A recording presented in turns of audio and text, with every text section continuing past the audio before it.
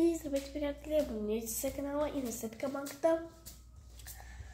Тук ще не съм в голямо настроение, защото чух някакви си страховити истории, както да няма повече такива, защото били в TikTok и в YouTube се чуват такива подробности и искам да за какви самоубийства, за Магдалена Русева и така че много ви моля, аз съм човек да ви казвам какво, но по-добре да ме слушате, а сега какво ви казвам. Може да ме смеете, но това наистина е трагично. Ако вие сега, например, да казвам, наистина били сте убити, да не дава Господ.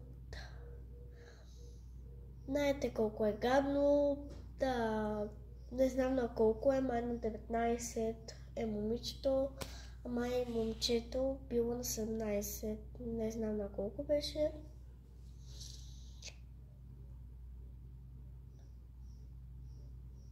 И както разбрах, самото момче убило и момичето Магдалена Русева.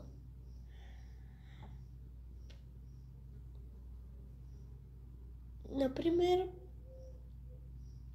Магдалена била убита от това момче, защото майката или полицията, не знам, полицията мисля, че не знам дали наистина, но аз мисля, че полицията така мисли, аз така знам. Полицията, че мисля, че те се скарили, за да се постигнали до такова унижение и това убийство. Но заради една скареница това не е нормално. Знам, че някои имат психически проблеми, но мисля, че това момче има. Защото чак да са много близки, не много близки, да са приятели, най-накрая в един клас бяха. Аз разбрах тези новини от Златяна, ако някой не е познава. Тя се занимава с страшни видеа и така нататък.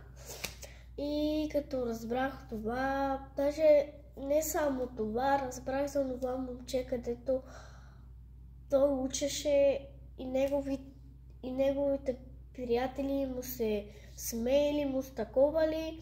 Той бил много добро момче, обаче взел и го убил. И честно, изобщо знам, че говоря не може да ме разберете самата история, защото аз самата съм шокирана и не знам просто как да го обясня. Така че, моля ви повече това да не се случва, защото разбрах от много случаи, даже вече не ми се побират в ума.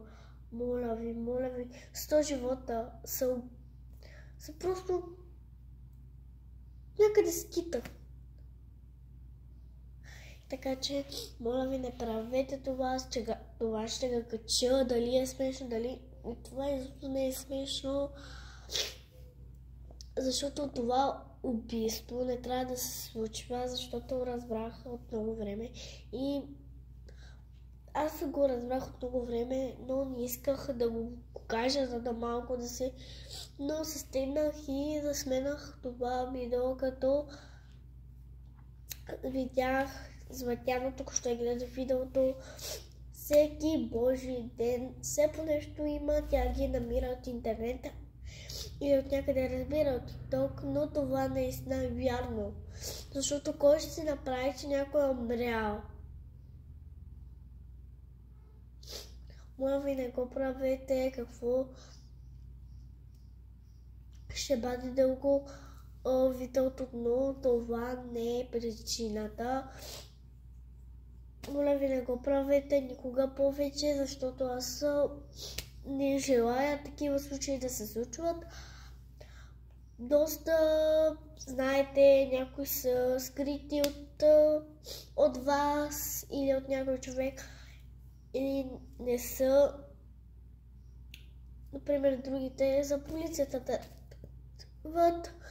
разследват, обаче това не е нещо, което вие нещо да си правите каквото искате. И като го направите това, не ще получите като направите убийство. Не, нямате. Само ще ви скарат в затвора и това е. Чао! Това беше от мен. Дано някой от вас да ме послушва и така да стане. Чао на всички!